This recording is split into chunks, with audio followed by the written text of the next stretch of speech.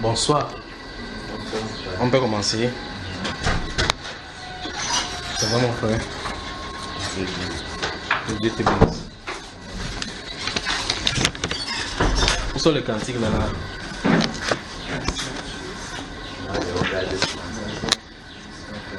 Prions, prions.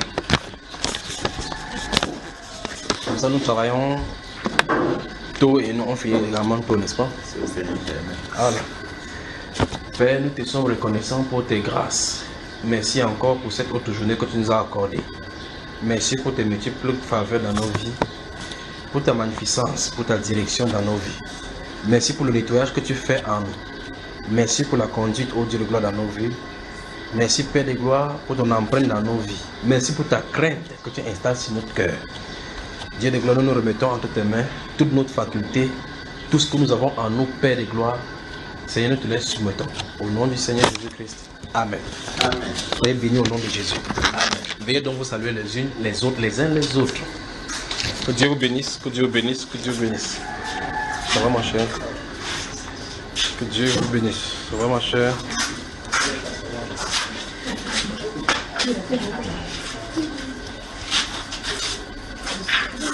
Ça va ma chère sœur? Que Dieu te bénisse.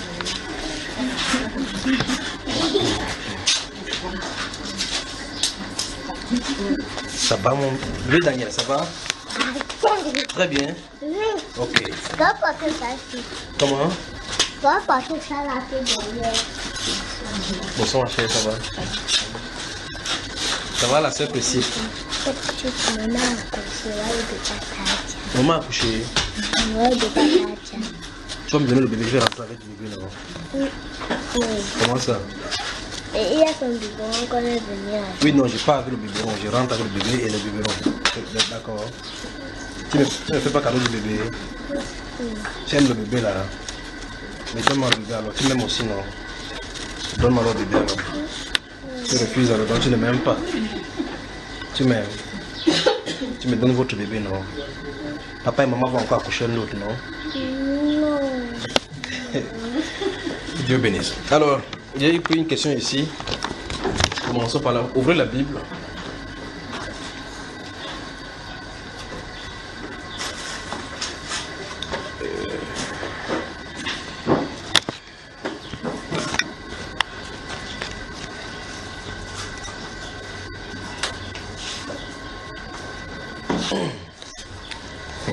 Là, c'est une question intéressante qu'on va examiner. Ici, cette personne s'écrit salut bien-aimé. En Matthieu chapitre 19, versets 3 à 9. En Matthieu chapitre 19, versets 3 à 9. Et en Malachie chapitre 2, verset 16. La parole de l'Éternel notre Dieu interdit le divorce. C'est vrai. Il y a un point. Il lit avec la ponctuation. C'est vrai.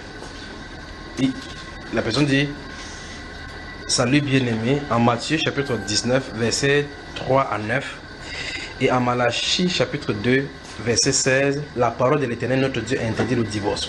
Point. C'est vrai. Point. Maintenant voici un cas de figure que la personne présente. Qu'adviendra-t-il alors à un couple où la femme est sorcière et son mari bon enfant de Dieu? Vous voyez que la question est bonne d'être examinée, n'est-ce pas? Voilà. Au serviteur de Dieu. Même après sa délivrance, elle continue à être au service du malin. Et ne permet pas, et ne met pas en pratique 1 Jean chapitre 5, verset 18 qui dit: nous savons que quiconque est né de Dieu ne pêche point. Mais celui qui est né de Dieu se garde lui-même et le malheur ne le touche pas. Que le Seigneur vous bénisse. Merci à tous. Ouvrons donc les deux passages que la personne a cités. Matthieu chapitre 19, verset 3 à 9. Je peux avoir une Bible, s'il vous plaît? S'il vous plaît. Si quelqu'un a une Bible qui est... Bon, enfin, de toute façon, ouvrez. Matthieu chapitre 12, chapitre 19, verset 3 à 9. On peut... Allons-y rapidement et on voit.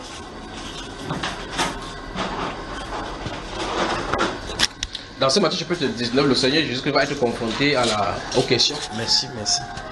Aux questions des pharisiens. Donc notez Matthieu chapitre 19, verset 3 à 9. J'espère que vous avez suivi la question, n'est-ce pas? Ne copiez pas seulement les réponses. Ne notez pas seulement les réponses. La personne dit que d'après Matthieu chapitre 19, le Seigneur, la parole du Seigneur, et dans Malachie chapitre 2, verset 16, verset 18, la Bible interdit clairement le divorce. Ça c'est bien, et c'est vrai.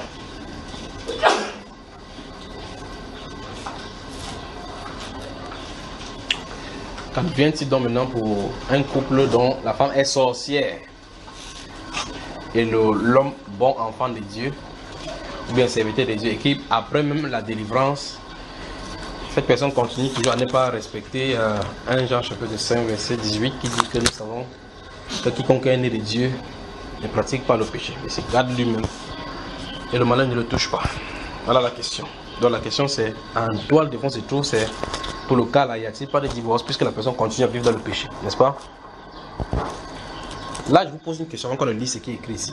De toute façon disons. Matthieu chapitre 19.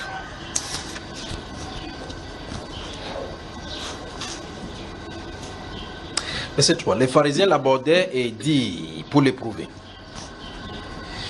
Est-il permis, je vous en supplie, réécouter les enseignements sur le mariage parce que bientôt on va reprendre les 6 parties que nous avons fait avant qu'on ne touche ces cas de divorce. Partie 1, partie 2, partie 3, partie 4. Le mariage c'est quoi au juste? Écoutez bien, il faut bien assimiler. Parce que je crois qu'il y a des gens qui n'ont pas justement compris, d'autres n'ont pas écouté, ils ne savent même pas de quoi il est question. Écoutez, avant que quand on va avancer au niveau du mariage, des divorces, que ça ne soit pas un pire achèvement pour vous. Verset 3 donc de Matthieu chapitre 19. Les pharisiens l'abordaient et dit, pour l'éprouver, est-il permis à un homme de répudier sa femme pour un motif quelconque? Donc ça veut dire qu'il y a un motif qui peut pousser un homme à divorcer de sa femme, répudier sa femme. Non. Il répondit, n'avez-vous pas lu que le Créateur au commencement fit l'homme et la femme, et qu'il dit, c'est pourquoi l'homme quittera son père et sa mère et s'attachera à sa femme, et les deux deviendront une seule chair. Ainsi, ils ne sont plus deux, mais ils sont une seule chair. En réponse, il dit quoi? Ouais. L'homme ne sépare pas ce que Dieu a joint. Donc plusieurs choses sont dites ici, de la part du Seigneur, et c'est le Seigneur qui dit lui-même. Et on lui pose la question, est-ce que sur la terre, il y a un motif quelconque pour répudier une femme? Et vous ne savez pas ce que le Créateur a prévu au commencement.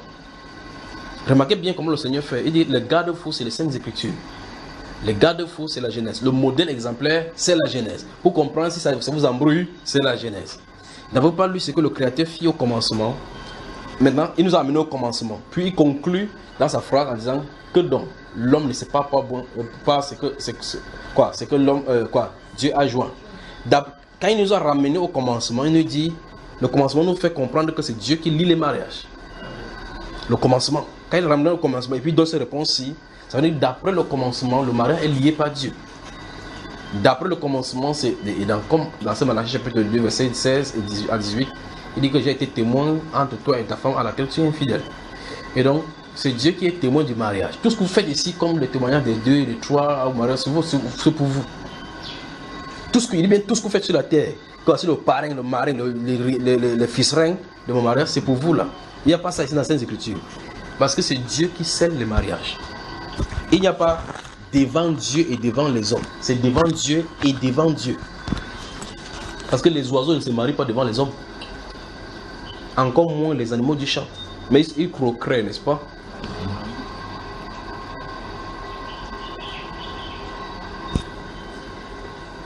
Je peux parler alors? Amen. Ça veut dire que si vous êtes marié définitivement. La question qu'on lui pose est, y a-t-il un motif pour lequel un homme puisse répudier sa femme? Il n'avait pas lu, c'est que ça va mon frère Moïse?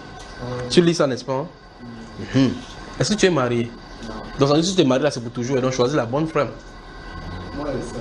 Tu sais ça, n'est-ce pas? Voilà, donc si tu es marié là, c'est pour toujours. Même si c'est une sorcière, on arrive là-bas, c'est là où on va toucher. Marié par les songes. Pas les songes, hein. C'est-à-dire que tu rêves que tu as vu ta femme, tu l'as mariée. C'est comme ça que tu dois te marier, frère. Attends, explique-moi, il ne comprend pas. Tu dis quoi? Que tu vas te marier par les songes. Explique-moi bien ça. Ça c'est intéressant, pas vrai?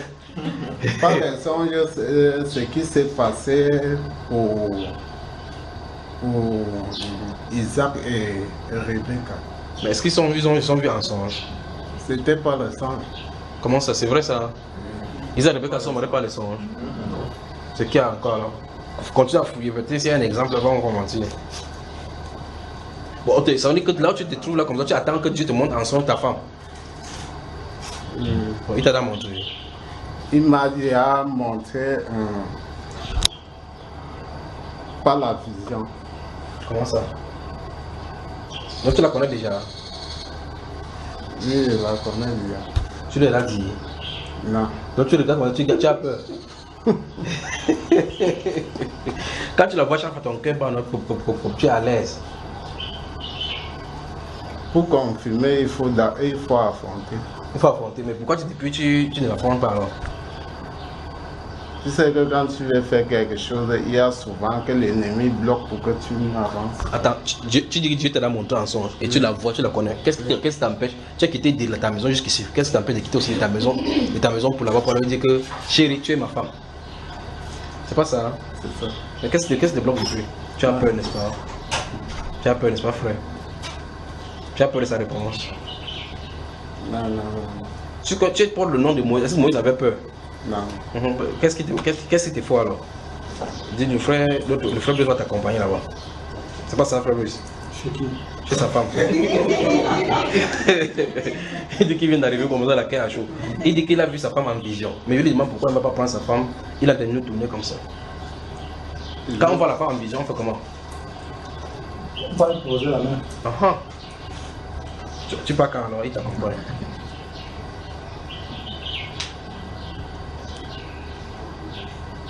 Tu as peur d'elle? Non, c'est quoi dans le problème? Dis-nous si on peut. L'homme doit d'abord avoir peur de la femme. L'homme ne doit pas avoir peur de la femme. Bon, dis-nous donc. Mais il a décidé, il a prié que non, il veut affronter ce que Dieu m'a présenté. Donc tu vas aller affronter. Oui. Courage, d'accord, frère? Merci. Sache que ce sont les abeilles. Hein. Même si dans la première tentative, tu reçois une bourse. Prends courage, d'accord? Oui.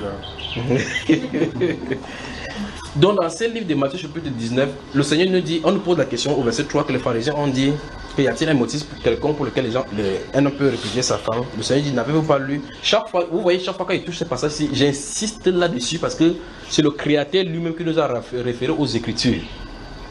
Donc il veut par là nous dire indirectement et de façon directe, il dit bien indirectement et de façon directe, que s'il y a n'importe quelle question qu'on se pose, c'est quelque chose qui a été déboussolé sur la terre. Regardez le modèle du commencement. Et il n'y a pas grand chose, il n'y a pas quelque chose de terrible qui soit déboussolé sur la terre maintenant comme le mariage. Parce que c'est la base fondamentale de la fondation de toute société, le mariage. Vous entendez quelqu'un, une fille dit que voici le père de mon enfant. Tu dis le père de ton enfant, c'est quel genre d'appellation? Là, le garçon de l'autre côté dit que je m'avais voir la mère de mon enfant. Il dit que je prends soin de mon enfant, pas de toi. L'enfant est sorti du laboratoire. C'est parce qu'on se comprend. Or, quand il a dragué pour que cet enfant se soit donné le chocolat, les biscuits, il partait au délice, il prenait la glace. C'est pas ça, les sœurs. C'est ça, non? On dit n'importe quoi, il cherchait le vocabulaire qui va toucher ton cœur. Quand il parle comme ça, quand il t'appelle, ton cœur fait comme si tu avais la palpitation. Quand il filme, quand l'enfant entre maintenant, tu appelles que je suis enceinte, que je commence à cracher, il dit que non, tu es sûr que c'est mon enfant. Cette chose-ci, c'est normal que la terre soit dans cet état-ci. Et ça va aller comme ça de pire. Regardez les styles de mariage que nous avons maintenant. Les gens qui se marient avec les animaux, les gens qui se marient avec la bête. Et la Bible parle même des Baphomet, comment les femmes devaient se marier avec Baphomet. On a autant de choses comme ça sur la terre. Donc, remarquez bien quand Jésus est sur la terre, les pharisiens ont des problèmes avec le mariage. Autant que Jésus qui marche sur la terre, ils ont des problèmes avec le mariage. Imaginez donc après Jésus. Pourtant, ils avaient les écrits. S'il y avait un modèle où on devait voir le mariage, c'était en Israël, puisque Dieu avait pris Israël et donné sa loi pour qu'on puisse voir en Israël la façon que Dieu veut qu'on marche. Mais chez eux, c'était grave. En milieu chrétien encore, c'est très grave. Vous voyez les pasteurs qui disent que Dieu m'a donné la révélation que tel n'est pas ton mari, quitte cette femme-là, quitte cet homme-là, et puis tu viens, et le pasteur qui prend la femme. En milieu chrétien.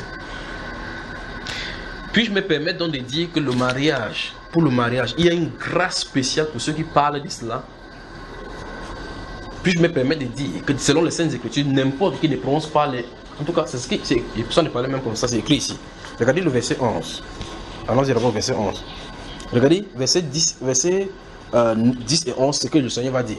Ses disciples lui disent, si telle est la condition de l'homme à l'égard de la femme, il n'est pas avantageux de se marier. Il leur répondit, tous ne comprennent pas cette parole, mais seulement ceux à qui cela est donné. Donc le problème du mariage là, il faut faire attention. Jésus a bien dit là-bas que tous ne comprennent pas, parce que ça a trouvé même les disciples. Au point où les disciples ont dit que si c'est comme ça la condition de l'homme à l'égard de la femme. Parce que lorsque les disciples voient ce que le Seigneur dit ici, ils ont comme l'impression que c'est l'homme plutôt qui est désavantagé. Mais quand vous lisez ça, vous avez comme l'impression que c'est la femme qui est désavantagée. Mais les disciples ont compris que c'est très grave.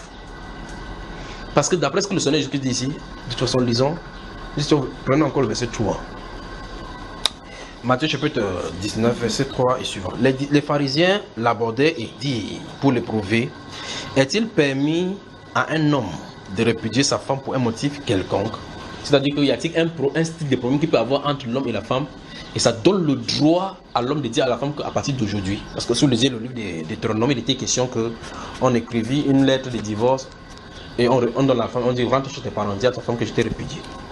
Et les pharisiens posent la question à Jésus que c'était, est-ce que c'est permis? Vous voyez que même la question si est un problème, parce que d'après ce qui est écrit là-bas dans le livre des Deutéronome, Moïse a permis cela. Si eux également parviennent à poser la question à Jésus, ça montre qu'ils ont un problème avec cela. Verset 4. Il répondit, n'avez-vous pas lu que donc le Créateur a fini de faire des choses, il a mis par écrit sa pensée, son histoire. Et il s'attend à ce qu'on lit ça pour prendre le renseignement. C'est-à-dire le livre de la Genèse a été confirmé par le Seigneur Jésus-Christ comme venant des dieux. Donc si quelqu'un dit que non, ça a été trafiqué, c'est lui qui est le trafiquant. Alors, n'avez pas lu que au commencement, que le Créateur au commencement fit l'homme et la femme, et qu'il dit, c'est pourquoi l'homme quittera son père et sa mère et s'attachera à sa femme, et les deux deviendront une seule chair. Ainsi, ils ne sont plus deux. Vous voyez que dans cette phrase, c'est exclu la polygamie. Ils ne sont plus deux. Ce n'est pas un autre chiffre qu'on a mis ici. Parce que si vous êtes une seule chair et que tu te fonds avec une personne, tu ne dois plus sortir de cette personne pour aller te fondre à une autre personne. Ça veut dire que la polygamie était une volonté permissive du Seigneur. Ça veut dire qu'ici, c'est tout le modèle exemplaire d'un homme, une femme. L'homme n'est pas multidimensionnel qui va dire qu'il va fondre avec celui avec une dimension, fondre avec une autre dimension, que non. N'est-ce pas ce que vous me suivez? Si vous voulez aller commencer à voir les cartographes et les géographes sur la Terre pour dire que non, si la Terre, il y en a 6 milliards de femmes, 1 milliard des hommes, si chaque personne prend un homme, tous ne sont pas... De toute façon, même si une femme n'a pas de mari, c'est ton problème. Il faut que chacun prenne même 4 femmes. C'est comme ça là, non? On dit comme ça, il est femme. Ah, continuons ici, pardon. Verset 5. Et qu'il dit, c'est pourquoi l'homme quittera son père et sa mère, il s'attachera à sa femme, et les deux deviendront une seule chair. Ainsi, ils ne sont plus deux, mais ils sont une seule chair. Puis conclut. Voici la dernière phrase, c'est la réponse à la question qu'ils ont posée. Parce que gardez-vous à l'esprit que la question c'est, verset 3, est-il permis à un homme de répudier sa femme pour un motif quelconque? Soulignons homme là-bas. Dans le verset 3, on dit que les pharisiens l'abordaient pour l'éprouver. Il lui fait proposer cette question. Est-il permis à l'homme de répudier sa femme pour un motif quelconque? Vous avez vu ce qui est écrit, n'est-ce pas? Voilà la question.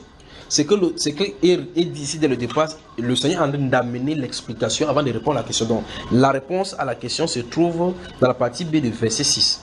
Donc, je vais lire donc directement la question des pharisiens, puis je vais lire directement la réponse du Seigneur Jésus. D'accord? La question des pharisiens se trouve au verset, à partie B du verset 3. La réponse du Seigneur Jésus se trouve dans la partie B du verset 6. Alors, verset 3, partie B. Est-il permis à un homme de répudier sa femme pour un motif quelconque? Réponse, que l'homme donc ne sépare pas ce que Dieu a joint. Fin de citation. Vous remarquez que Dieu n'a pas, en fait, il n'a pas épilogué sur cas 1, si elle est sorcière, cas 2, s'il est franc-maçon, cas 3, s'il ne croit pas à ton Dieu. Vous avez vu ça qu'il n'y a pas, non? Maintenant, la réponse du Seigneur Jésus-Christ mérite encore qu'on s'y intéresse. Parce que dans la question, vous remarquez dans la question, il était question seulement d'une affaire de la maison. C'est-à-dire que de l'homme et de sa femme. C'est-à-dire qu'il y a un problème dans la maison et l'homme décide de dire à la femme que quitte de chez moi. Jésus a érigé ça non seulement de l'homme, mais de l'extérieur. Il a dit que l'homme donc ne sait pas pour ce que Dieu a joint. Ça veut dire que même l'homme n'a pas le droit, n'a pas le pouvoir de dissoudre son propre mariage. C'est terrible. Ça veut dire que si tu t'engages avec une femme, même si tu voudras te séparer, tu n'as plus de pouvoir. Parce que le lien ne se passe pas sur la terre. Le mariage transcende le cadre naturel. Le mariage dépasse le cadre naturel des cérémoniales que nous faisions ici en disant « Ouh, faut parler encore ». Non. Le mariage va au-delà et traverse jusque devant le trône du Seigneur. Ça veut dire qu'avant de dire à quelqu'un je t'aime, je vais te prendre pour épouse, méditez bien sur cela. Méditez bien. Dans Proverbe chapitre 20, verset 25, vous savez que j'ai ce qui est écrit là-bas. Il dit que c'est un piège pour l'homme que de prendre à la légère un engagement sacré et de ne réfléchir qu'après avoir fait un vœu.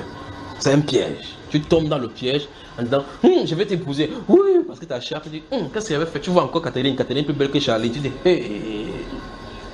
Catherine, quand je te disais la dernière fois, c'était l'émotion. Hein. Mais elle a pris comme ça.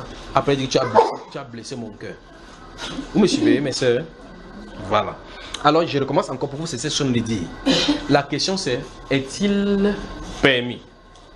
Il veut savoir s'il y a une permission de la part de Dieu. C'est le pharisien qui pose la question. Pour un homme de répudier sa femme, Jésus dit que c'est une histoire de l'homme et la femme, et c'est ceux qui sont mariés. Jésus dit que l'homme donc ne sait pas point ce que Dieu a joint. Il érige la loi de Dieu sur la condition humaine, pas seulement dans le foyer. Ça veut dire que ni l'homme qui est impliqué dans le mariage avec la femme n'a le droit de séparer, ni quelqu'un de l'extérieur n'a le droit de séparer, ni personne ne doit venir prononcer un divorce entre les hommes et la femme. C'est terrible. Que l'homme donc ne sait pas point ce que Dieu a joint. Maintenant, quand il dit que l'homme donc, il érige la chose au niveau universel. Puis il donne l'information que le mariage c'est Dieu qui joint. Ça va nous pousser à beaucoup de réfléchir par rapport à cela. Pas étonnant donc au verset 10 et 11 là, il dit que tous ne comprennent pas dans cette parole, mais seulement ceux à qui cela a été donné. Donc le problème du mariage n'est pas réglé par les gens du ministère des affaires sociales. Pas du ministère de la condition féminine. Il n'y a pas une condition féminine. Il y a un problème d'ordre spirituel dans le mariage. Satan a pour but, comme il a fait pour saccager le premier mariage, de vouloir saccager tous les autres mariages. Parce que le mariage a pour but d'honorer et d'accomplir la volonté du Seigneur. Si un homme est appelé à se marier, il est appelé à accomplir un dessein du Seigneur dans sa vie. Donc il a besoin d'une aide semblable. Quelqu'un qui doit l'accompagner dans la tâche que Dieu lui a conférée. Et faire un mauvais choix, de toute façon, si vous êtes appelé de Dieu, vous ferez le choix qu'il a fait pour vous. Parce qu'à une tâche déterminée, si vous vous trouvez dans la tâche, il vous enverra la personne qui est là. Vous me suivez, frère? Amen. Il peut avancer? Amen. De qui? De ta femme là? De ta femme là? Non, par rapport à cela. Parle là-bas que les sœurs puissent entendre. Elle n'est pas ici. Celle-là que tu as vu la vision, elle n'est pas ici, non? Bon, ne parle pas, ne réponds pas. Parle alors. Donc, ce que je voulais dire est que entre-temps, on parlait par rapport à cela. Qui ça? On parlait par rapport pour le mariage. Toi? Oui, ok.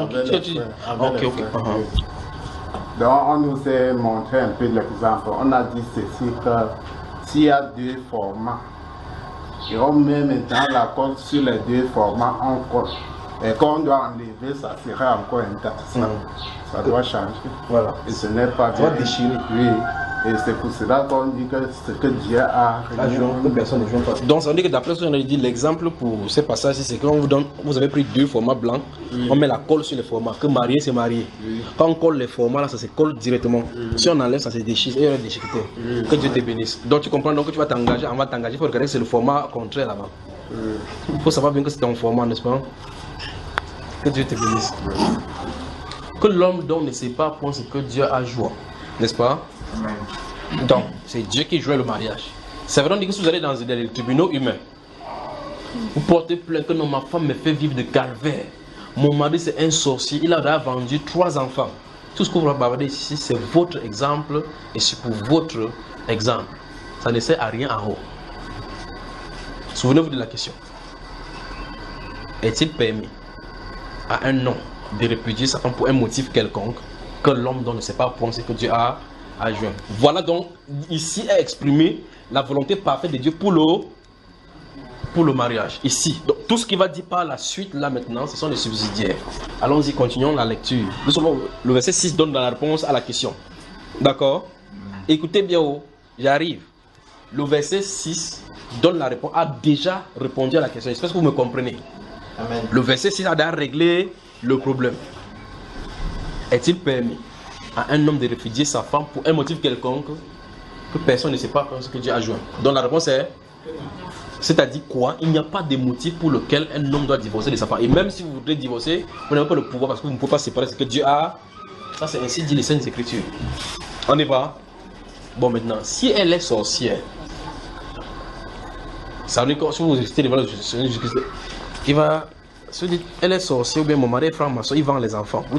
Vous voulez dire que quand tu élevais tu voulais dire à Jésus que lorsque tu énonçais tes lois là, est-ce que tu avais pris le cas tu avais considéré même le cas de ceux qui sont les francs-maçons? Il est franc-maçon, c'est son âme qui est là-bas. Il est franc-maçon, il vend son enfant, c'est sa sémence. Il va vendre la sémence sans pouvoir vendre l'âme.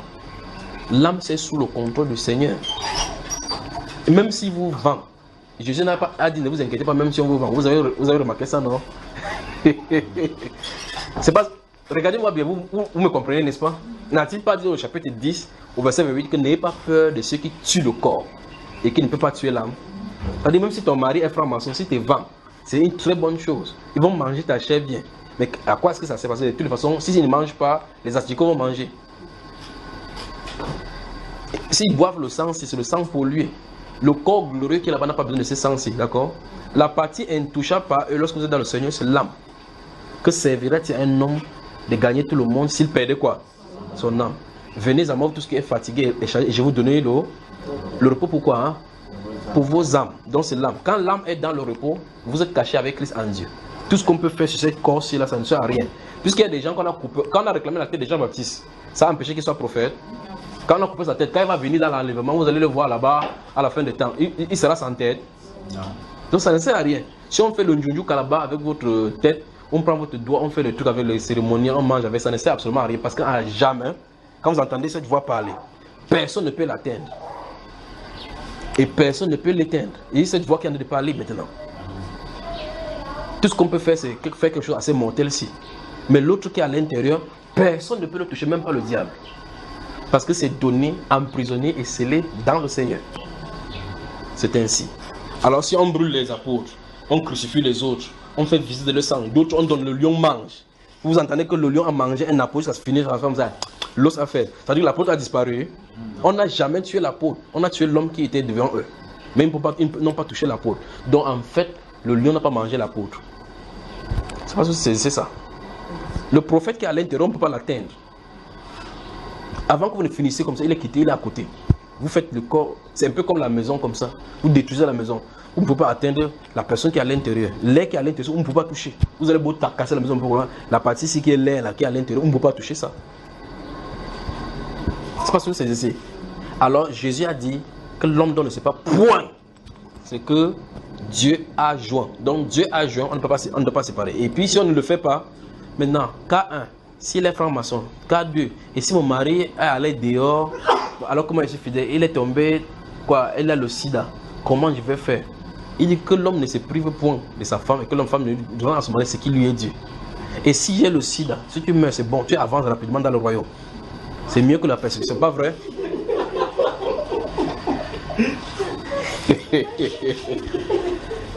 Mais c'est vous qui posez la question, vous ne voulez pas qu'il réponde. Je réponds ou je ne réponds pas.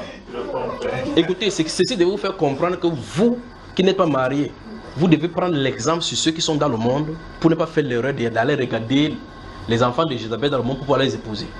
Que non frère, je ne vais les amener à toi, tu vas les convertir. Je n'ai pas le pilon du Saint-Esprit chez moi. Souvenez-vous de cela. Donc si vous partez mettre votre pied là-bas, sachez que si vous voyez un homme passe pour côté, vous dites oh le type là est frais, il est fait, son parfum sort de l'Arabie Saoudite. Oubliez. Quand il fait avec vous, quand il va voir notre fille dehors comme ça, il va faire la même chose. Et si par exemple le sida il vient chez toi, tu vas accepter. Donc il faut accepter son sida. Son sida ne peut pas toucher ton âme. Son sida ne peut pas toucher. Tu auras les effets dévastateurs du VIH. En mourant comme ça, tu seras toujours dans le Seigneur. Donc tu vas aussi c'est la tuberculose, on t'accompagne bien dans la mort, on se retrouve là-bas. Donc, si vous voulez éviter ça, évitez.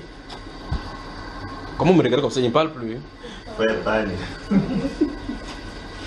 Ce que son dit, c'est 1 Corinthiens chapitre 7 dit que l'homme rende à sa femme ce qu'il lui dit et que la femme rende à... Donc s'il dit, ah mon mari quand il rend sa bouche sans l'alcool, il n'y a pas le verset contre l'alcool, que s'il sent sa bouche, tu ne lui donnes pas.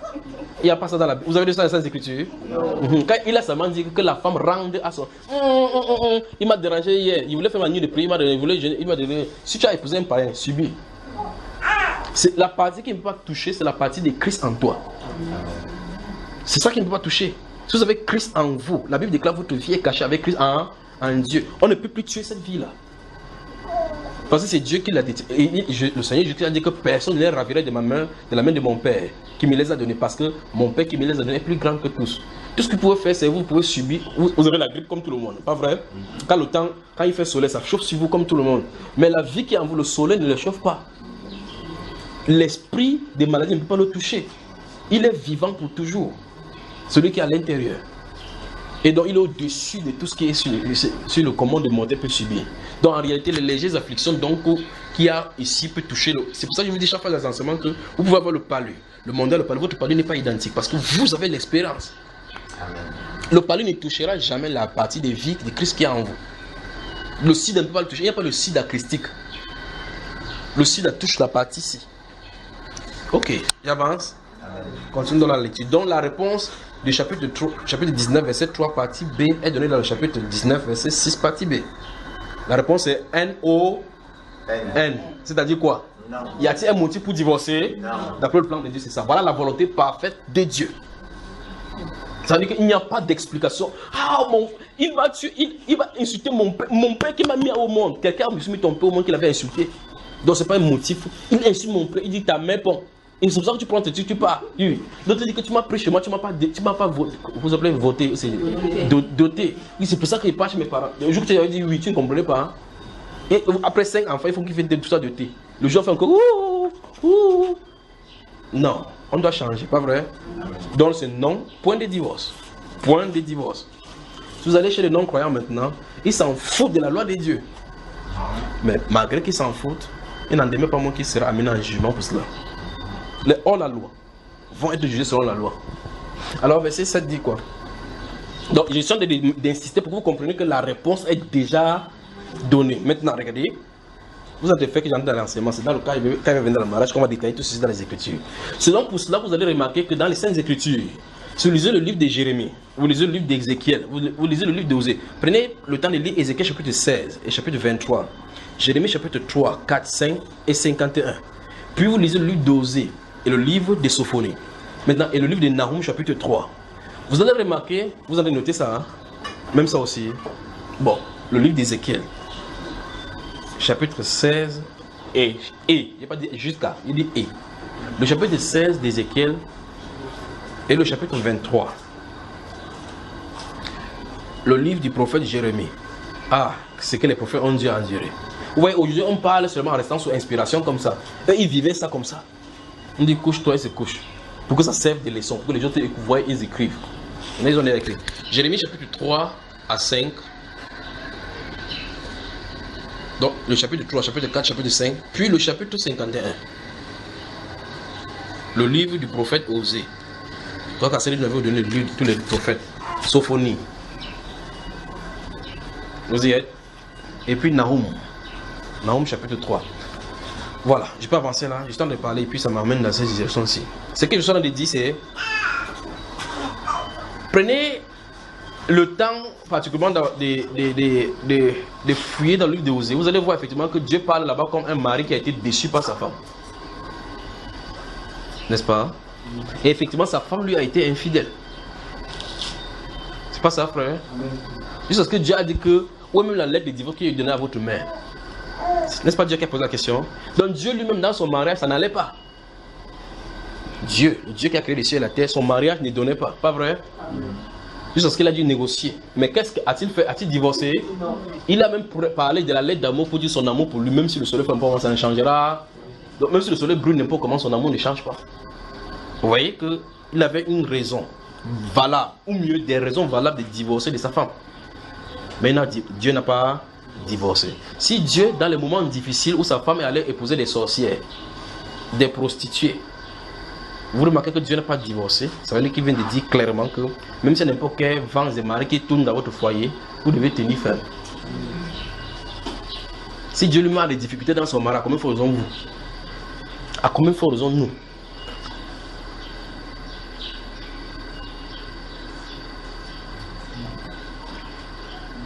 Regardez même l'époux du Seigneur Jésus que les gens viennent pour séduire. On dit que tu es belle. Vous avez vu ça? Vous avez vu ça des sœurs, mes frères? Car je vous ai fiancé à un seul époux comme une vierge pure. Je crains que votre pensée ne soit séduite, n'est-ce pas? Que vous avez été séduit. Donc on a séduit même l'épouse du Seigneur. Ça c'est Jésus, c'est la femme de Jésus maintenant. Même la femme de Jésus, on ne la laisse pas tranquille. Dieu se marie, sa femme dérange. Jésus se marie, sa femme. Alors vous c'est qui? Jésus a divorcé de sa femme. Dieu a divorcé. Pointez quelqu'un. Dis même c'est n'importe comment. Supporte. Voilà. C'est ce qu'il en est. Voilà ce que la Bible présente. D'accord? Donc Dieu donne la punition à sa femme. D'autres Dieu dit que par exemple que il n'a plus mon lait qui coulait sur vous, ça ne coulerait plus. Donc c'est-à-dire qu'il n'a pas vous donner la nourriture pour préparer. Mais fait quoi? Ils dorment ensemble. Ok, verset 7. Donc, le Seigneur, ils ont posé la question au verset 3. Le Seigneur a répondu au verset 6. Il relance encore la question. D'accord? Parce qu'en toile de fond, ils savent dès le départ que Moïse a permis cela. Alors, là, vous avez moi là. D'après ce qu'on a de lire ici, les pharisiens ont compris qu'en fait, la réponse était non. Ils ont bien compris. Parce qu'ils posent la question. Est-il permis, au verset 3 de chapitre, verset 3, partie B, est-il permis à un homme de répudier sa femme pour un motif quelconque? Jésus dit que l'homme dont ne sait pas point, c'est que Dieu a joint. Ils disent donc, verset 7 maintenant, il relance. Pourquoi donc Moïse a-t-il permis d'écrire une lettre quoi? Et de quoi? Et de la répudier.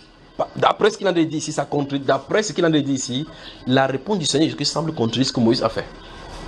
Parce que là, Jésus dit c'est pas permis. Il dit dans ce cas pourquoi les Écritures donc Moïse a permis. Ils ont compris que Jésus voulait dire non. Que l'homme donc ne sait pas, c'est pas. C'est que Dieu a joint. L'homme ne doit pas interférer dans le cas du mariage. Je suis ta père, ton père qui t'a naissance. Si tu ne viens pas ici me donner le tabac, je tape mon pilon par terre, tu ne dois pas accoucher. Tu parles. Avancez seulement vers le Seigneur et voyez ce qu'il en est par rapport à sa malédiction.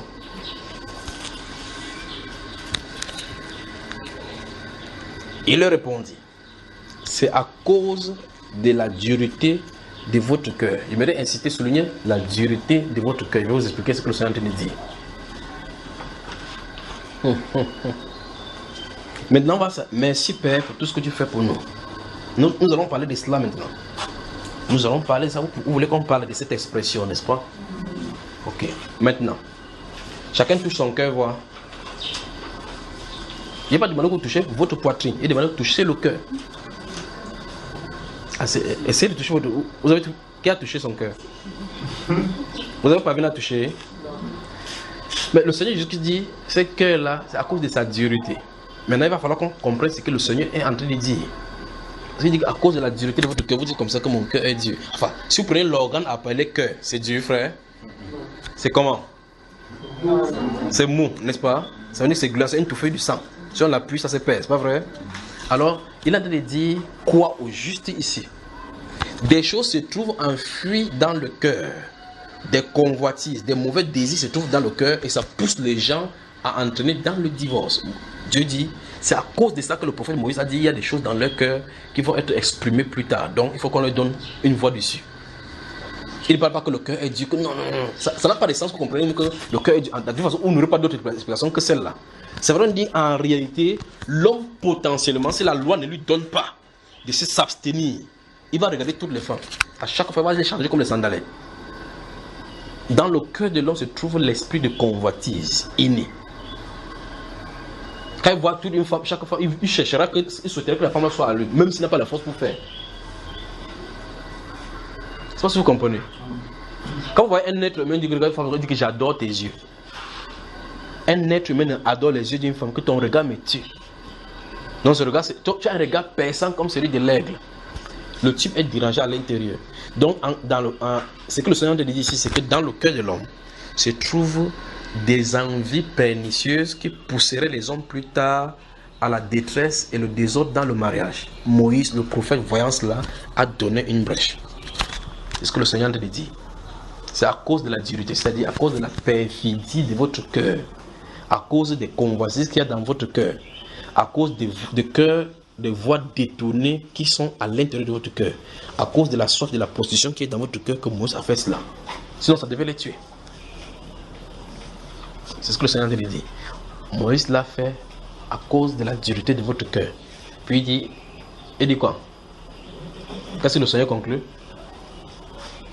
Que Moïse vous a permis de répudier vos femmes. Oui. Au commencement, il n'en était pas ainsi. D'après ce que le Seigneur nous dit, ça c'était le législateur qui a dit. Ça n'a pas été voté au ciel comme ça. Donc c'est Moïse qui a pris la décision de dire, je vous demande de divorcer si c'est comme ça. Ce n'est pas l'ainsi dit le Seigneur. Si c'était l'ainsi dit le Seigneur, ça ne pourrait pas changer.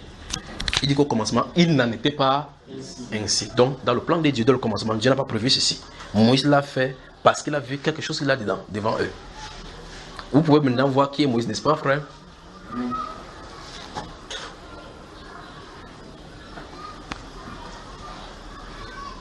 Donc, ça veut dire qu'ils ont pris une portion de l'écriture sans comprendre que dans les écritures, il y avait ce que Moïse, le prophète, l'a écrit pour aider les hommes sur la terre. Ils ne pourront pas s'en sortir parce que là, la parole de Dieu ne peut pas contredire la parole de Dieu.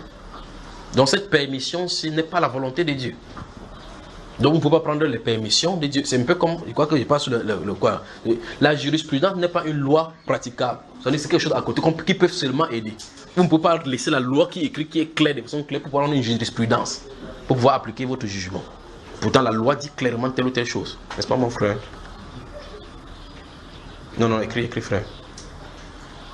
Alors, ici, Moïse l'a fait à cause de la dureté, c'est-à-dire à cause de des voies, des cœurs tortueux, à cause du cœur des péchés, des cœurs qui courent au péché, qui vivent toujours au mal. Comme Dieu l'a dit dans le livre de Genèse. Il dit qu'il a vu que le cœur de l'homme était toujours quoi? Incliné vers le mal. Et lui fut affligé dans son cœur. Moïse a vu cela de loin. Il a prévu une brèche. Exactement comme l'apôtre Paul a fait. Pas vrai, frère? Vous avez vu l'apôtre Paul écrit exactement cela, n'est-ce pas? Et il traitait de quoi? On a dit cela encore, l'apôtre Paul. Il traitait du mariage toujours. Donc la fête du mariage, il faut faire attention. Le législateur du Nouveau Testament a fait la même chose. Le législateur de l'Ancien Testament a fait la même chose. Des brèches. Je voulais que tous les hommes fussent comme moi. Aux autres, je leur donne. Non, ce n'est pas le Seigneur, c'est moi, je leur donne. Mais c'est terrible. Vous voyez, vous avez dans l'Ancienne Écriture, il dit aux autres, ce n'est pas le Seigneur, c'est moi. Je dis non, c'est Paul, c'est Moïse qui avait dit ça. Et le gars s'est basé sur ça pour divorcer, mon frère. Vous savez, on aime seulement la personne, la partie où l'apôtre Paul dit que la femme rende à l'homme ce qu'il lui est dit. Mais là, il a dit que je souhaiterais que tous les hommes fussent comme moi. Personne ne veut accepter ça. Donc, merci pour cette question-là. On arrive. Alors, maintenant, je commence à vous poser la question. Vous me répondez par oui ou par non. Si un couple, pas même un couple, un sorcier, jusqu'à ce qu'on a intronisé ce qu'on voit même à la télévision, c'est un motif pour se divorcer, oui ou non? Non. Si l'autre est allé dehors, coucher avec les femmes jusqu'à avoir le sida, il vient à la maison, c'est un motif pour le divorcer, oui ou non? Non. Continuons. Dites toujours non comme ça. En tout cas, on n'a pas besoin de dire autre chose, c'est ce qui est écrit, non? Jusqu'à un jour qui avait dit non là-bas, ils ont voulu philosopher pour trouver le cas, un cas de, ça n'a pas donné. Quand elle est sorcière, la personne là est sorcière, elle est sorcière depuis quand? C'est quand tu as découvert qu'elle est sorcière, non? Quand tu as découvert qu'elle est sorcière, c'est là où elle est sorcière. Donc si vous voulez te manger, même le jour de ton mari, de te manger. Peut-être même c'est le maire, c'est un peu comme vous dites, ah non, je veux que quelqu'un prie pour mon mariage. La majorité des mères qui vont célébrer le mariage sont les francs-maçons, pas vrai? Qu'est-ce qu'ils prononcent sur votre mariage? Si c'était eux qui le disent, vous êtes finis. Il dit, Dieu merci pour que ce soit le Seigneur qui scelle le mariage. Vous allez devant le maire qui est franc-maçon. Il a son pince ici, des closes quoi. Il sort comme ça de son sanctuaire, le parfum qui sent. Il dit que par le pouvoir qui m'ont donné, pas qui frère. Je vous lis mari et femme. Si c'était sa parole que vous liez au ciel, c'est que vous êtes fichu. C'est que ça ne doit pas monter jusqu'au 3e ciel, n'est-ce pas? C'est que le 2e, ça doit être l'unité. Et il envoie tes principautés chez toi. Et tu restes à la maison, les mamies commencent à bouger seules. Verset 8. Il leur répondit, c'est à cause de la dureté de votre cœur que Moïse vous a permis de répudier vos femmes. Au commencement, il n'en était pas ainsi. Il veut dire, la référence n'est pas le livre de Moïse, c'est le commencement. C'est que le Créateur a fait.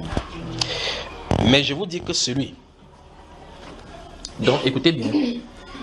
Il réplique maintenant vis-à-vis de ce que Moïse avait dit ici. Est-ce que les pharisiens sont de lui présenter? Mais je vous dis que celui qui répudie sa femme, sauf pour infidélité, et qui en épouse une autre, comme un adultère. Ça veut dire que si vous voulez entrer dans votre répudiation là-bas, tu répudies une femme, tu en épouses une autre, tu commets un adultère. Il dit sauf pour infidélité. Qu'est-ce que Jésus vient de faire, frère? Qu'est-ce qu'il vient de faire? Qu'est-ce qu'il vient de faire là maintenant? Ok, bon, on continue. Donc, ce disciple dit, si telle est la condition de l'homme à l'égard de la femme, il n'est pas donc avantageux de se marier. Le Seigneur Jésus dit que tous ne comprennent pas cette parole, mais seulement ceux à qui cela a été donné. De toute façon, on va revenir sur cet enseignement, c'est en plein, lorsqu'on va voir la 7e partie du mariage, c'est quoi au juste. Donc, nous avons vu, dans le cadre de la première partie, nous avons vu clairement que ce que nous appelons d'autres ici n'a rien à voir avec les Saintes Écritures, pas vrai? Ça vous a choqué, n'est-ce pas? Mais c'est quand même la vérité. Parce que dans la tête de quelqu'un, vous savez, quand on va dire des choses, quand les gens ont tellement déjà fait des choses, si vous voyez qu'un pasteur porte la veste, il dit que si vous n'êtes pas marié à l'église, dans votre famille, on la dot, la mairie, l'église, vous n'êtes pas marié. Vous êtes surpris parce que quelqu'un peut mettre la Bible devant lui comme ça. Il se dit serviteur de Dieu, il dit des choses. Vous posez la question, pasteur, montre-moi où on a parlé de ces 3 choses dans la Bible. C'est là qu'il va commencer à dire que mais tu ne penses pas que, là maintenant ce sera, tu ne penses pas que, moi je pense que c'est pas ça. Au commencement, c'était comment? C'est le modèle là-bas. Au commencement, était la mairie. Non. Au commencement, était la dot. Ça veut dire que ça n'a pas droit d'y citer. Point. Mais, Abraham a doté son frère. Vraiment? A-t-il doté? Non. Isaac a-t-il doté? Non. Jacob a-t-il doté? Non. Dans ce cas, comment il voit d'autres là où il n'y a pas d'autres? C'est un mot de 3 lettres qui n'est pas difficile d'écrire. N'est-ce pas? Comment tu me regardes comme ça là? J'ai un problème. Tu as un problème avec moi? Hein? C'est fort. Le problème de la dot. Il y a quoi? Tu veux qu'on te dote encore? Je ne savais pas. Donc, il faut écouter dans l'enseignement sur le mariage, d'accord? Vous savez, je vais vous dire quelque chose. C'est vrai qu'il va falloir que ça soit donné pour que ça soit ainsi. C'est dit pour corriger ceci. Si ce n'est pas ça, vous parlez, les gens ne comprendront pas. Ça, c'est une des choses. La deuxième chose, c'est que même si le mensonge a duré n'importe comment, vous êtes familiarisé avec cela, ça c'est devenu une habitude avec vous. Un peu comme vous avez une tumeur sur votre chair. Cette tumeur-là vous fait du mal. Vous savez que c'est étranger, mais quand vous touchez, vous sentez comme si c'était votre chair. Mais ce n'est pas votre chair, c'est un étranger. Donc, même si vous prenez n'importe quel aspect de la vérité, vous essayez de tourner avec les traditions, ça semble donner. Si ce n'est pas la vérité de la Bible, ça va finir par quitter. Ça va finir par quitter. Et comme si vous êtes habitué à nager là-dedans, ça va finir par vous lâcher. Ou bien vous allez lâcher parce que vous allez être confronté à la vérité ou votre âme va accepter ou rejeter. Vous suivez, n'est-ce pas? C'est ce que quand vous voyez, on prêche comme ça, quelqu'un dit, donc on va se marier donc comment? Les autres se mariaient comment?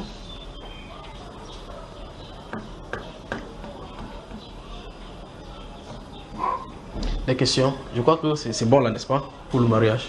Donc, si ta femme est sorcière, dis ma chérie sorcière, je te fais mouah. Si ton mari est franc-maçon, tu as fini avec la réunion franc-maçonnerie, tu fais mouah. Voilà.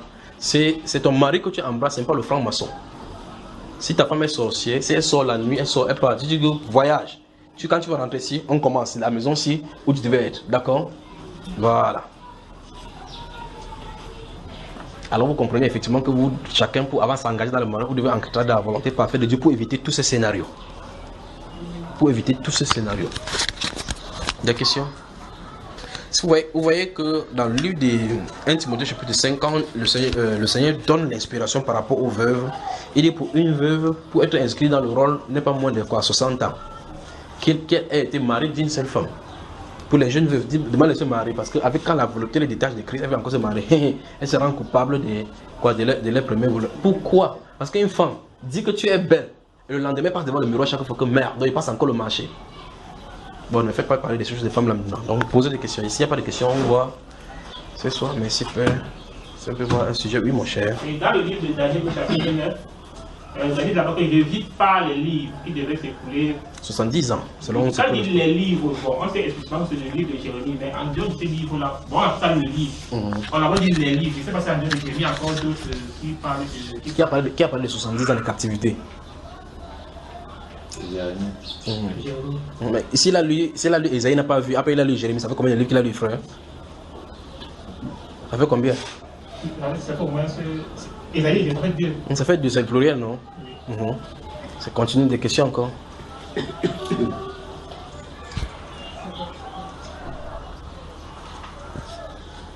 Vous savez qu'au ciel, il y a les magasins pour les livres comme ça, les comptoirs pour les prophètes. Ça, on donne au prophète là-bas que regarde ton livre. Voici ça.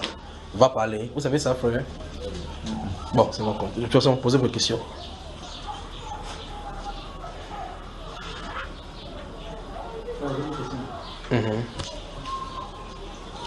Dans la Bible, c'est qui un homme spirituel? Ou bien, comment devenir? C'est d'abord quoi un homme spirituel? Bonne question. Deuxième question. Comment faire pour y parvenir? Où est-ce que c'est écrit? On parle de l'homme spirituel déjà. Non, c'est à lui, c'est à lui. Oui.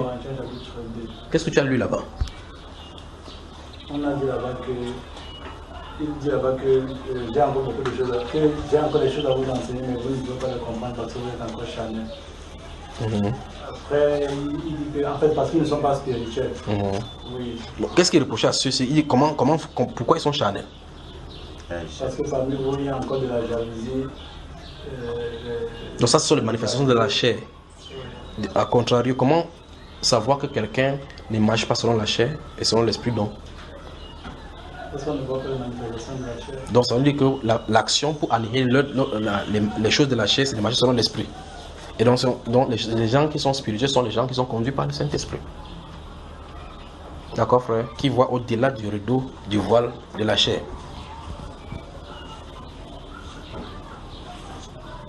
La suite, il y a une suite de la question. Comment y parvenir? 1 Jean chapitre 4 verset 13 résout le problème. C'est comme ça qu'il faut y parvenir. 1 Jean chapitre 4 verset 13. C'est pas ça, frère? Il dit 1 Jean chapitre 4 verset 13. Qu'est-ce que ça dit là? Ça dit que nous savons que nous sommes en Christ par le Saint-Esprit qui nous a donné. Donc comment tu peux être dans l'esprit sans avoir l'esprit? C'est possible. C'est possible. Hein, frère? Non, frère. Comment tu me regardes comme ça là? Si comment devenir? C'est comme ça devient. Des questions? Ouais, j'ai une autre question. Oui.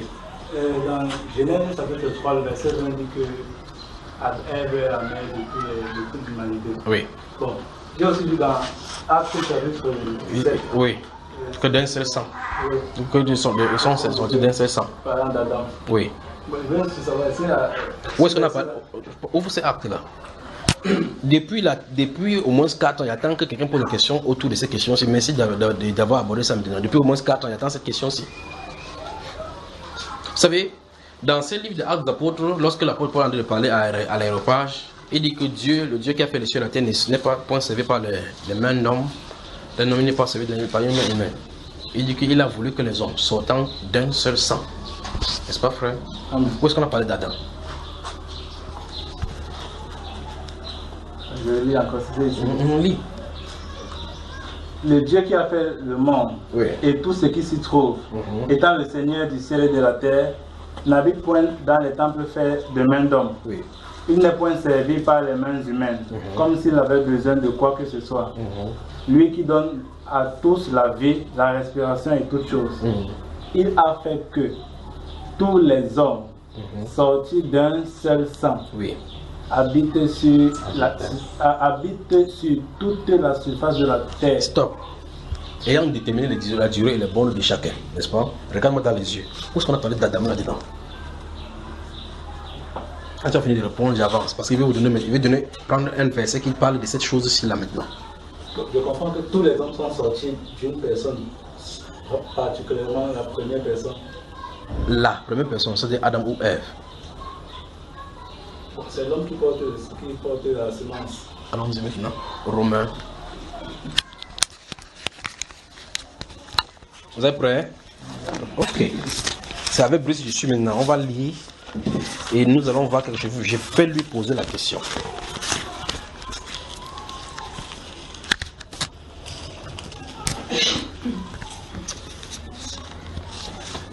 Romains chapitre 3.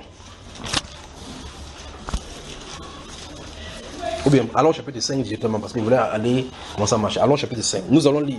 Je veux toute votre attention maintenant. On y va.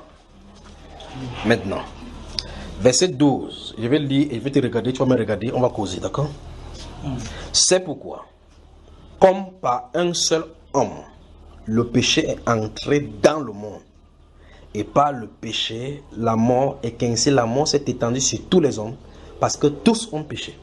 Car jusqu'à la loi, le péché était dans le monde. Or, le péché n'est pas imputé quand il n'y a point de loi. Cependant, la mort a régné depuis Adam jusqu'à Moïse, même si ceux qui n'avaient pas péché par une transgression semblable à celle d'Adam, lequel est la figure de celui qui devait venir.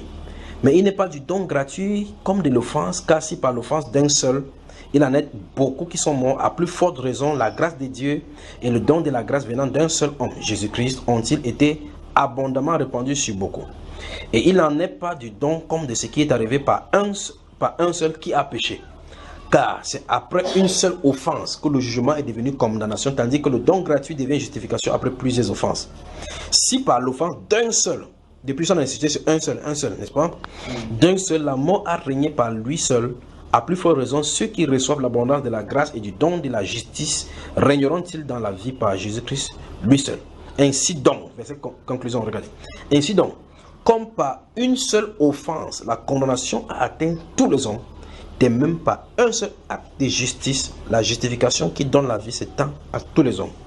Car, comme par la désobéissance d'un seul homme, beaucoup ont été rendus pécheurs, de même par l'obéissance d'un seul, beaucoup seront rendus justes. Amen. Amen. Tu es prêt? Dans le jardin, qui a péché? On parle de qui ici? Adam. Donc, c'est de Ève dont on parle ici. Non, c'est pas de Ève. Pourquoi on dit que c'est Adam qui a péché? On dit que c'est lui, l'un seul qui a péché. On n'a pas parlé de deux personnes qui ont péché. On dit que c'est Adam qui a péché. Parce qu'Ève était sous son autorité. Donc, ça veut dire que ça fait du temps que c'est Ève. Ève n'a pas péché. Puisque on parle de qui ici? On parle de Adam, pas vrai? On l'a cité ici. On n'a même pas fait mention de Ève ici. Pas vrai? Tu es prêt? 1 Timothée. Vous avez suivi sa réponse? Il a dit que c'est Adam, non? 1 Timothée.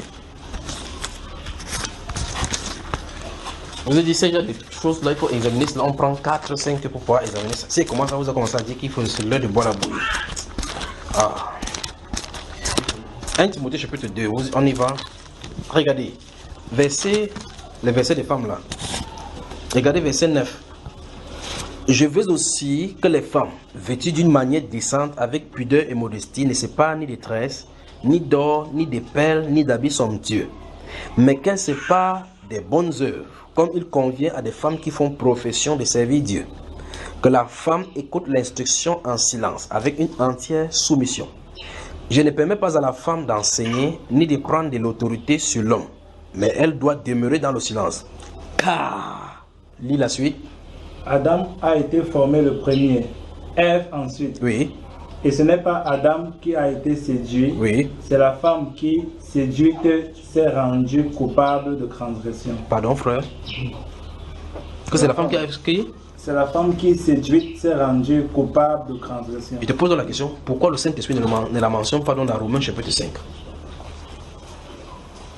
Qui a écrit 1 Timothée là? Qui a écrit Romains? C'est pour ça que je vous dis, si quelqu'un ne vous a pas envoyé, que va parler ma parole, arrêtez. Alors ici on dit donc que c'est la femme qui séduite, c'est rendue coupable de transgression. Mais nulle part dans le livre de Romains où on en a parlé de l'effet du péché sur l'humanité, on l'a introduit. Donc en réalité, la femme n'a pas péché. N'est-ce pas, frère? N'est-ce pas, frère? N'est-ce pas, frère? Non, la femme a péché, frère. Mais dans Romains, on dit que comme par un seul, le péché est entré dans le monde. On n'a pas dit par deux. Un seul, qui est-ce qu'on parle dans Romains? Adam. Dans 1 Timothée, on parle de qui? Ève. Qui a fait entrer le péché dans le monde? Ève. Donc c'est d'elle qu'on parle dans Romains. Vous devez lire la Bible. Vous devez lire la Bible. Alors, dans Actes chapitre 17, il est dit que le Dieu qui a fait les cieux et la terre n'habite point dans les temples faits de main d'homme. Il n'est pas servi par des mains d'homme comme s'il avait quoi que ce soit. Lui qui produit, envoyé, il a dispensé la pluie, ainsi de suite. Il dit qu'il a voulu que les hommes sortent d'un seul sang. Alors de quel sang il en a parlé? Des épilogues ont été écrits sur ça pendant les siècles en parlant des textes reçus, texte A, texte C, texte C, c'est pas cela. Vous devez comprendre ce que Dieu est en train de dire. Maintenant, il dit ayant fixé les demeures et les bords de chacun. N'est-ce pas, frère? Puis il dit maintenant que c'est quand on dit quelques-uns des autres pauvres, de lui nous avons quoi? Nous sommes de la race. Tout le monde est de la race de Dieu? Non. Fais attention.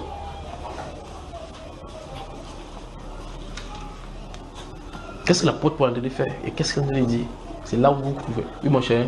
Vous avez dit que là-bas, il parle sorti d'un seul sang. Que là-bas, en fait, il parle de la postérité, que Dieu avait postérité de la maman. Les gens qui sont issus de Satan sont à l'image de Dieu. Ils sont à l'image de Dieu. Regarde-moi bien dans les yeux, frère Brice. Tous les êtres humains qui sont sur la terre sont à l'image de Dieu. Non. Comment tu dis non, frère? Ils ont l'esprit à Quel esprit, frère? Comme pour Judas. Comme pour Judas, hein? Donc l'esprit de Judas, c'est l'esprit de Dieu, quoi. Que Dieu vous bénisse vraiment. Donc faites attention. Faites attention. Mais là, maintenant, ok, si vous prenez dans cette parole-là, de ce que l'apôtre Paul a écrit là-bas, en comprenant qu'on a dit que c'est de Adam que tout le monde est venu. Et que Jésus dit dans Matthieu chapitre 13, dans cette parabole-là, lorsqu'il a expliqué la parabole des livrets des champs, et on lui a posé la question, mais n'as-tu pas sémé la bonne sémence dans ton champ? Il a sémé la bonne sémence. D'où vient-il qu'il y ait des livrets? Il dit que c'est un ennemi qui l'a sémé. Donc l'ivraie ne vient pas de lui. On ne peut pas dire, ça veut dire qu'il y a deux sémences qui ont été sémées dès le départ. D'accord, frère? Voilà. Des questions? Il dit, attendez, la question, c'est même pas encore développé, c'est juste aller en surface. Parce que pour y aller, il faut que je vais depuis la Genèse, je touche le livre des Chroniques, en descendant le livre des Rois, pour que vous voyez des choses. Donc, vous voyez que si vous ne connaissez pas ces choses, lisez Jean chapitre 3, verset 16, que Dieu a tant aimé le monde. Et puis là, vous arrivez à ce niveau-là, vous commencez à regarder encore, mais c'est quel genre de monde encore qui est question, alors que Dieu lui-même dit qu'on n'aime pas le monde. Vous commencez à voir qu'il y a des problèmes. N'aimez point le ni les choses qui sont dans le, mais lui il a quand même tant aimé. Vous avez des problèmes, je vous dis. Il a tant aimé le monde qu'il a donné son fils. C'est le problème que tout le monde connaît. Mais il a interdit que tu aimes quoi? Mais lui il aime. Donc ça dit que c'est pas la même chose qu'on a de parler, n'est-ce pas, frère? Posez des questions. J'ai une question. Plusieurs questions dans Ézéchiel 16. Il dit que tu lis ici là. Il n'y a pas dit que tu lis ici, tu poses des questions, frère. J'ai me souvenir avant ton arrivée. Je l'ai fait depuis la maison. Ça, c'est une question que j'avais depuis. Pose-toi la question. Je lis. Ézéchiel chapitre 16. Ézéchiel chapitre 16, n'est-ce pas? Il y a le verset, jusqu'au verset 8. Nous sommes à la page. Il y a des trucs, il ne veut même pas que tu lis ça. Personne ne veut ouvrir. Tu as remarqué, il dit que tu fatigues. Ils disent lise, on va entendre, on sait que c'est dans la Bible. D'autres on va chercher dans le Nouveau Testament.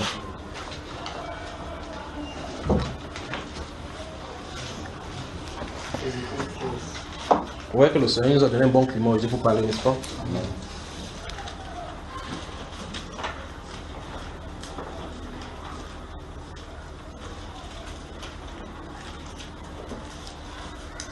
Ézéchiel chapitre 16, verset 1 à 8. La parole de l'Éternel me fut adressée en ces mots. Fils de l'homme, fais connaître à Jérusalem ses abominations. Tu diras, ainsi parle le Seigneur, l'Éternel à Jérusalem. Par ton origine et ta naissance, tu es du pays de Canaan. Ton père est un Amoréen et ta mère une Étienne. À ta naissance, au jour où tu naquis, ton nombril n'a pas été coupé. Amen. Tu n'as pas été lavé dans l'eau pour être purifié. Tu n'as pas été frotté avec du sel. Tu n'as pas été enveloppé dans des langes. Nul n'a porté sur toi un regard de pitié pour te faire une seule de ces choses. Par compassion pour toi. Mais tu as été jeté dans les champs le jour de ta naissance, parce qu'on avait horreur de toi. Je passais près de toi. Je t'aperçus baignant dans ton sang. Et je dis, vis dans ton sang. Je te dis, vis dans ton sang. Je t'ai multiplié par 10 milliers, comme les herbes des champs. Et tu pris de l'accroissement, tu grandis, tu devins d'une beauté parfaite. Tes seins se formèrent, ta chevelure se développa, mais tu étais nu, entièrement nu. Je passais près de toi, je te regardais et voici, ton temps était là, le temps des amours. J'étendis sur toi le pan de ma robe, je couvris ta nudité, je te jurai fidélité, je fis alliance avec toi. Ouais, Dieu dans son Dis le mariage. Seigneur, Ouais, le mariage de Dieu, l'Éternel. Continue, frère. Dis le Seigneur l'Éternel, et tu fus à moi. Vous voyez le jour du mariage de Dieu, non? Il y avait un mec qui a signé son acte de naissance, un acte de mariage. Oui, pose ta question, mon cher. Si tu ne poses pas la question que je viens de voir là-bas, il ne répond pas à la réponse. Bon, ce n'était pas lié au mariage, ma question est liée. Elle est liée à certains thèmes que je lis au verset 4 et 8. Oui. Le Seigneur dit au verset 4, à ta naissance, au jour où tu naquis, ton nombril n'a pas été coupé. Oui. Tu n'as pas été lavé dans l'eau pour être purifié. Oui. De quelle eau s'agit-il? Oui.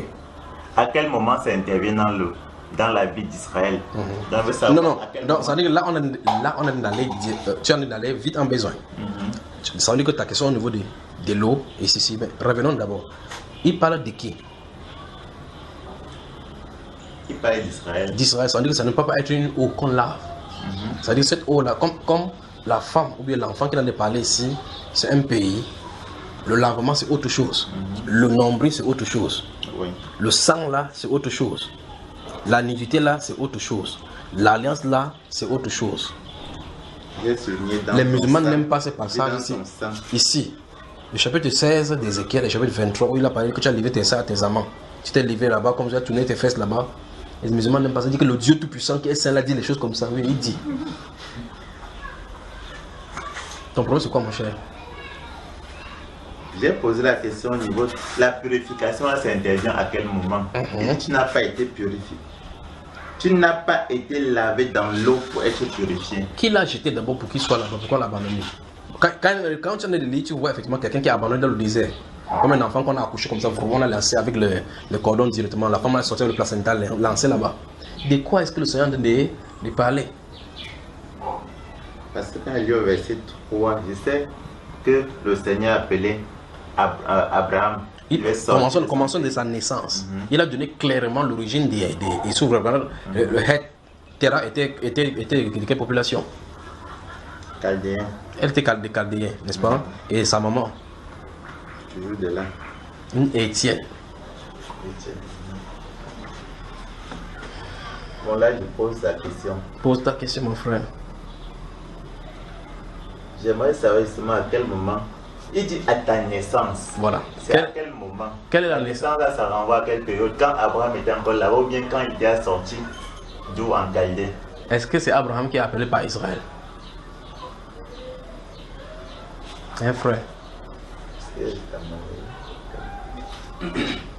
Est-ce que c'est Pas ton origine et ta naissance. il y a l'origine lointaine, il y a l'origine proche, n'est-ce pas, frère? Il y a l'origine lointaine, depuis là-bas, à Haute, en Calvé. Ça, c'est l'appel. Et quand il est appelé, il a de pas appeler toute la délégation. D'accord, frère? Voilà. Voilà, voici les grands sujets de la Bible. Avec ça, vous prenez le développement, vous allez doucement, vous allez voir vraiment, vous allez chérir votre Bible, vous souhaiterez que la Bible soit entre votre cœur.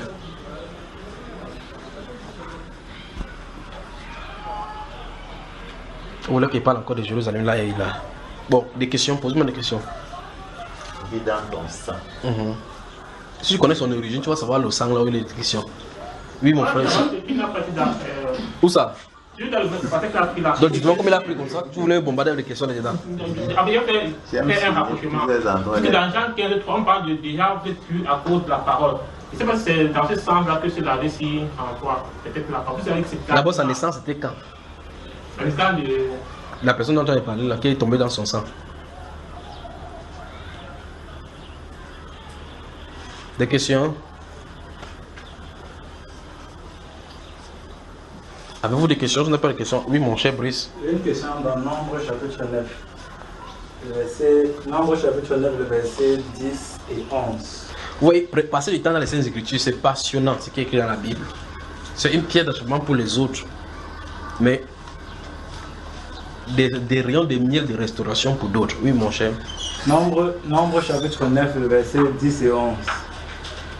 Le Seigneur dit, parle aux enfants d'Israël et dis-leur, si quelqu'un d'entre vous ou de vos descendants est impur à cause d'un mort ou est en voyage dans le lointain, il célébrera la Pâque de l'Éternel. Il célébrera la Pâque en l'honneur de l'Éternel. C'est au second mois qu'ils la célébreront. Et le 14e jour, entre les deux soirs, ils la mangeront avec des pains sans levain et des herbes amères. Amen. Oui, quelle est la question?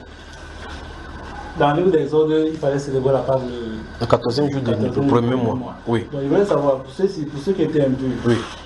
Le second mois, ils devaient célébrer ça. C'est ceux qui étaient impurs ou bien c'est toute l'assemblée? Qu'est-ce qu'on a dit là-bas? Relis, frère. Oui, frère. Oui. Parle aux enfants d'Israël et dis-leur, si quelqu'un d'entre vous ou de vos descendants est impur à cause d'un mort ou est en voyage dans le lointain, il célébrera. Il est comment? C'est au singulier. Comment tu mets au singulier? En bas maintenant, il célébrera la Pâque en l'honneur de l'Éternel. Oui. Verset 11. Oui. C'est au second mois qu'il, là maintenant ça avait S. Cette personne dont on a désigné là-bas. La personne qui est en voyage, la personne qui est impure pour un mort. Tu cherches quoi donc, nos frère? Donc ça veut dire... On a parlé de cas de quelqu'un qui est en voyage. Il ne peut pas être à Jérusalem à ce moment-là. Il y a deux personnes qui sont impues pour un mort. C'est les deux personnes dont les deux groupes de personnes dont nous parlons. Il ne va pas célébrer ça seul dans sa maison.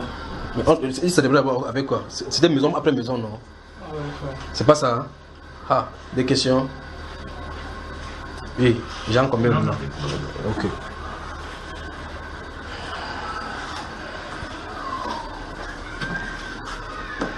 Y a-t-il des questions?